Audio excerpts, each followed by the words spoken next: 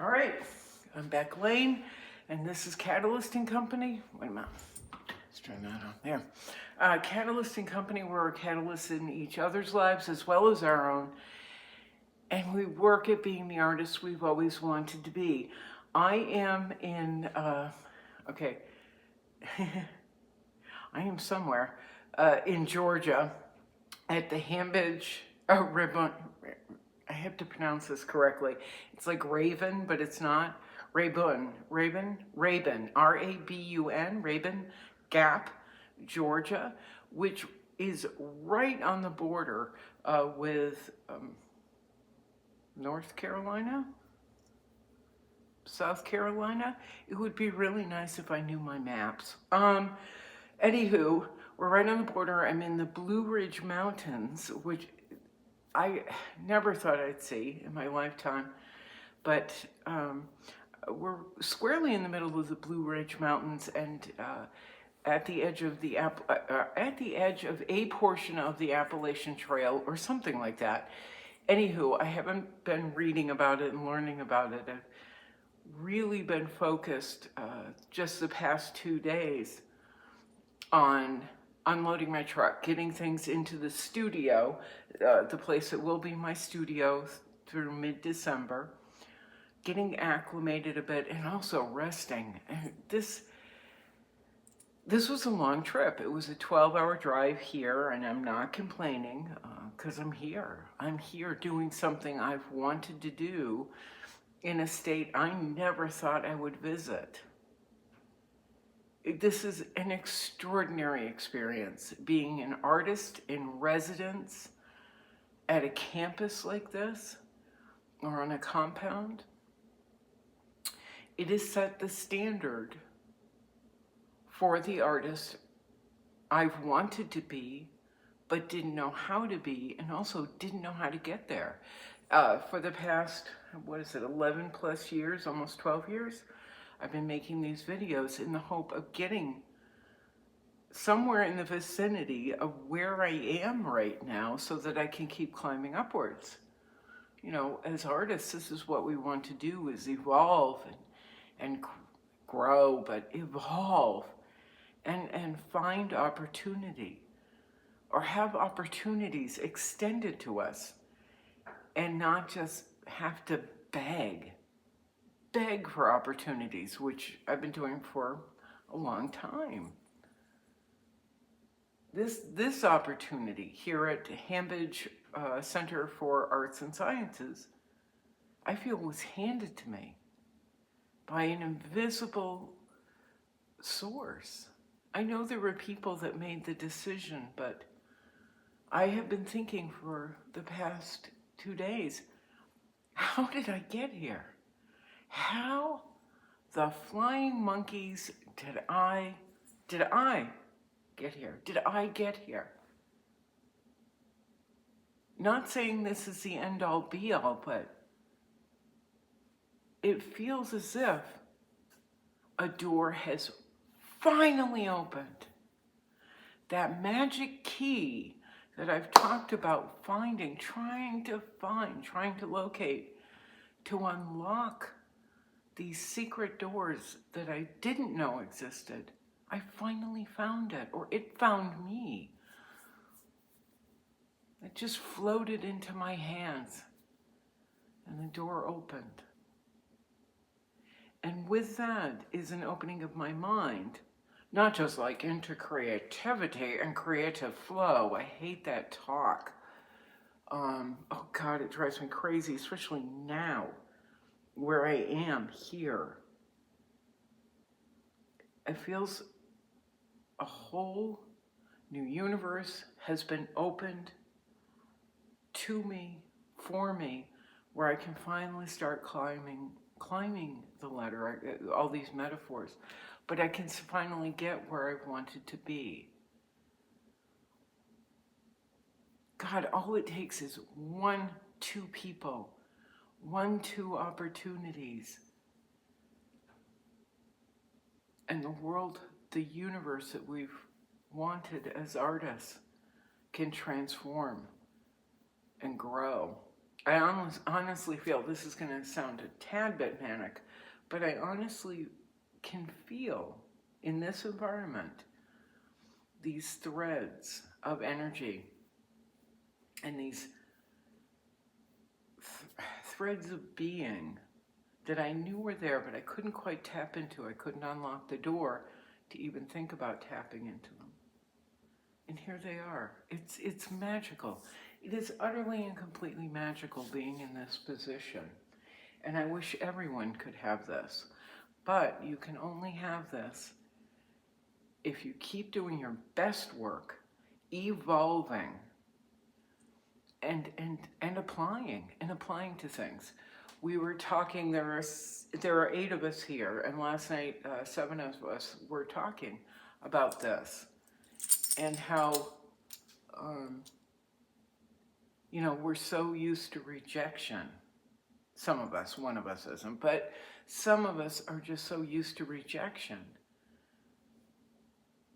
and banging our heads against the wall. The walls that other people, institutions have built.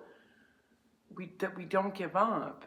We haven't given up. It's just made us more determined. Now, when I was a procrastinator, like 30 years ago, I can't imagine getting I know how I would have reacted. I can't imagine getting a rejection letter and being like, oh, well, I'm not wanted, I give up. It's too exhausting, it's too depressing. But that's really an amateur's move. Getting to this spot is, as they say, hard work, and it is consistent. I'm seeing it now. Maybe it's because I'm on top of a Blue Ridge mountain. I can see it, the valley, a little bit clearer. It is constant and consistent hard work, and yes, it is constant and consistent banging your head against the walls, being a little mouthy, which I'm known for, saying to institutions, well, you don't want me now. Now that is unfortunately something I hope I can make you regret.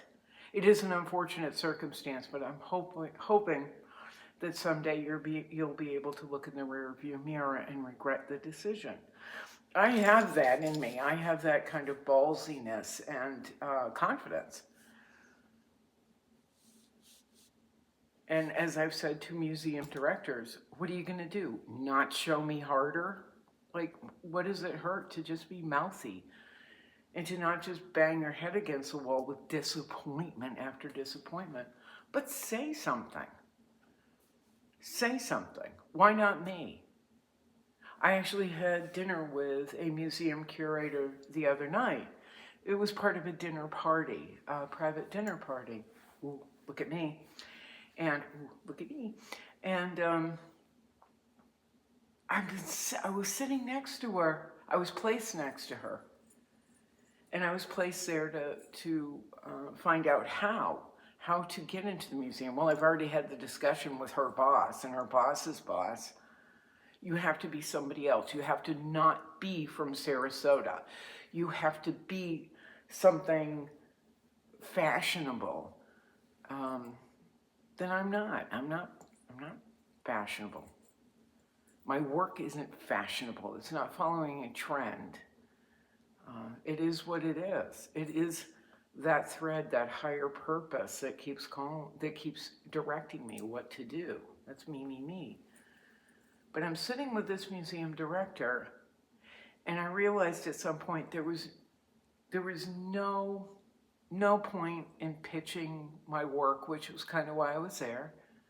She'd seen my work, and she was like, "Oh, we haven't accepted you?" And I said, "Oh, no. No, you haven't wanted me." I said that to her, and again to her boss and her boss's boss, because, ooh, gosh, you're going to ignore me more. How horrible. But at least you'll remember the conversation, is what I'm thinking. So I'm sitting with this woman, and she was just so full of cliche. you know, you think museum curator, you think museum director, you think museum board, they're going to be slightly lofty. They're going to have a little bit deeper understanding of the arts and what they do. And I realized in that moment, not really.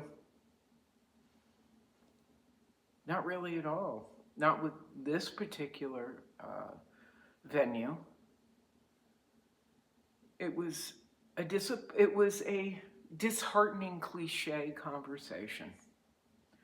So I just go, okay, I'm not going to bother with you. Your modem is to fit in and conform to something that is banal, and you can't see a way to make things exciting and interesting and engaging. This curator was, I asked her to explain some work to me, and the verbiage about the work was trying too hard to be lofty. She was explaining this absolutely simplistic work that had very little meaning. It was just kind of Instagram worthy. There was other work there, though, that you know, really was in the level of excellence, right around excellence. But at the same time, this work that she's fixated on,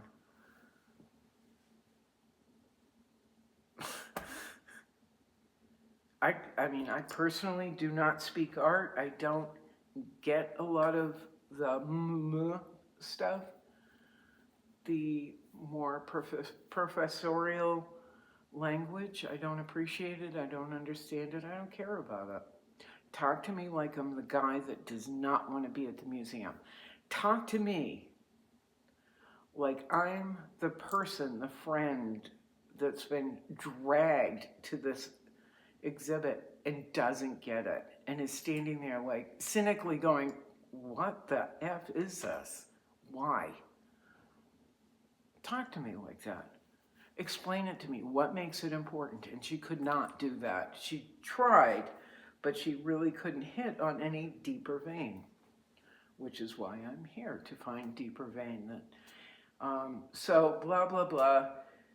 I feel as though a door is opened here in me, in the universe, in the air, that is going to allow me to move upward, hopefully attaining the goals that I've wanted and had no clue how to get to, but have somehow found a way to get to at least one little toehold on the ladder. That said, I mentioned it in the last video, which I think I'm having trouble uploading, maybe another one. The director here, or the assistant director, said to me the other day, tell people to apply. Tell people to apply for artist residencies. It sounds like a really lofty, silly, unattainable thing to do that only a certain level of artist does, and it's kind of true. A level, the artists who are brought into better artist residencies have very clear intent, very clear definitions of what their work is, while being flexible in the evolution of it. But they are able to define themselves, the direction of their work, the materials they use, and why. So start thinking about things like that, but also start applying. And if you get rejected, which you're going to be rejected, happens all the time, happened to me a couple days before I got in here. I got rejected for an award, for another fellowship, a big one. Just go, oh well, either what can I do better, or am I approaching my work as a professional, or am I doing it as a craft? Am I copying other people? Think about it. Not saying conform, but evaluate and reevaluate who you are as an artist and the directions that you want to go in and the work that you're doing. And apply again, and apply again, and apply again, and apply again, and apply again. Banging your head against the wall. Also letting the universe know and other people know you want in.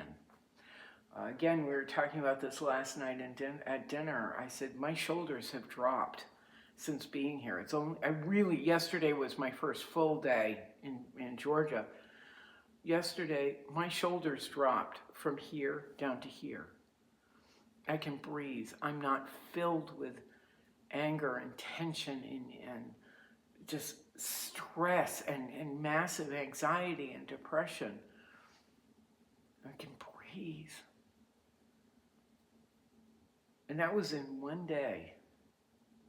But I said to the other diners, the first night here, I'm used to pitching myself. So I was pitching in a way, quietly, but pitching and kind of bragging about how wonderful I am.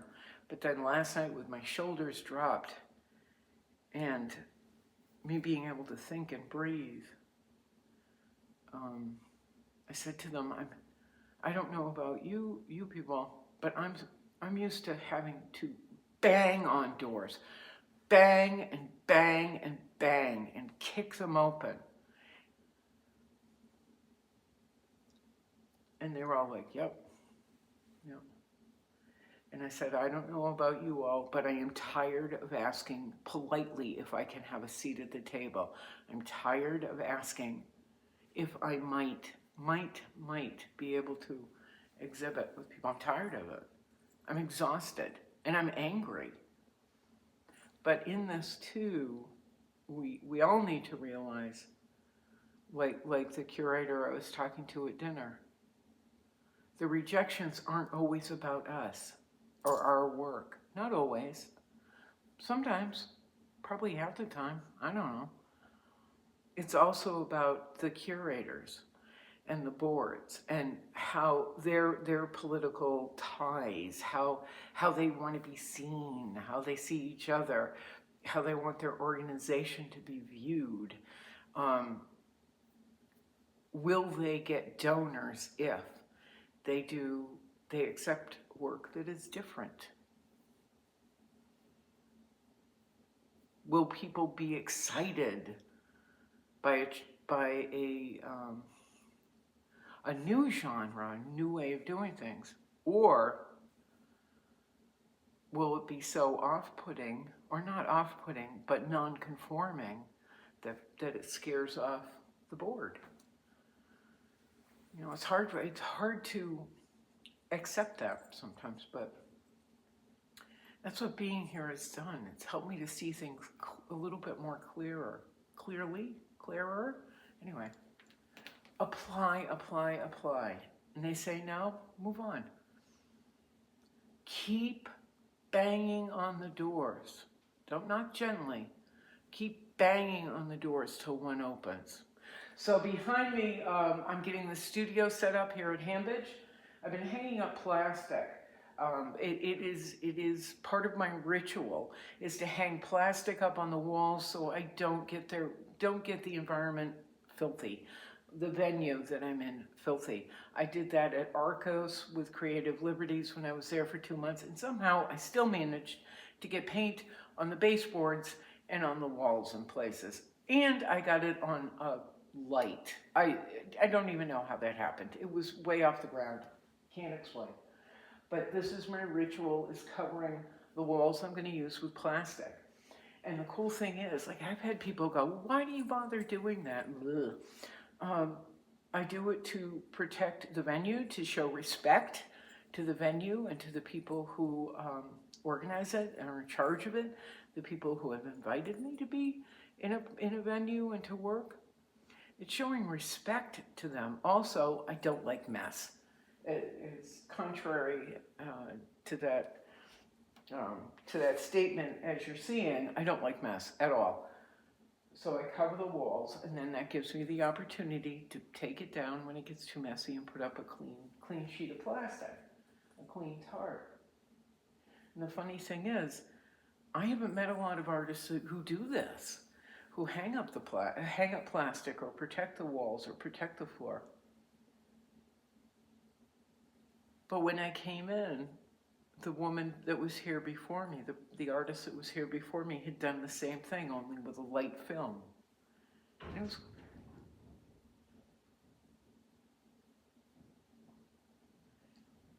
there's something running around on the roof. It was somewhat reassuring. So anyway, blah, blah, blah. I'm going to get back to hanging this stuff up. I'm reading a play that's going to be performed at Urbanite Theater in Sarasota because I have to do some artwork for them. They have to be hanging in the lobby. So I'm reading that, but I wanted to get that done. Cannot think with the studio in the state it's in. All right, so that's I'm Beck Lane, and this is Catalyst and Company. Apply.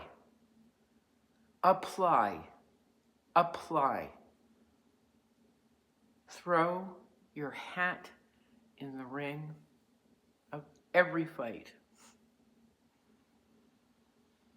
every opportunity you can. No, the ones that seem, viable.